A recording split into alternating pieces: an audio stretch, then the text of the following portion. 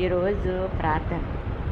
యెహోవా కెరూబుల మీద నివసించుచున్న ఇశ్రాయేలు దేవా, భూమి ఆకాశములను కలుగజేసిన అద్వితీయ దేవా, నీవు సకల లోక రాజ్యములకు దేవుడవై ఉన్నావు తండ్రి. ఈ స్థలమందు చేయబడు ప్రార్థన మీద మీ కనుదృష్టి ఉంచండి నాయన. యెహోవా కన్నులు సంవత్సరాది మొదలుకొని సంవత్సరాంతము వరకు కాయనన్నావు తండ్రి. ఈ 2024 సంవత్సరములో ఆఖరి నెలలో 15వ తారీఖు వరకు మమ్మల్ని సజీవు లెక్కల్లో ఉంచి నాయన నీ సన్నిధిలో కూడుకొని మరి యొక్క పునరుద్ధాన దినమును, ప్రభు దినమును, విశ్రాంతి దినమును గడుపుకునే కృపను మీరు మాకు అనుగ్రహించినందులకు స్తోత్రములు ప్రభువా.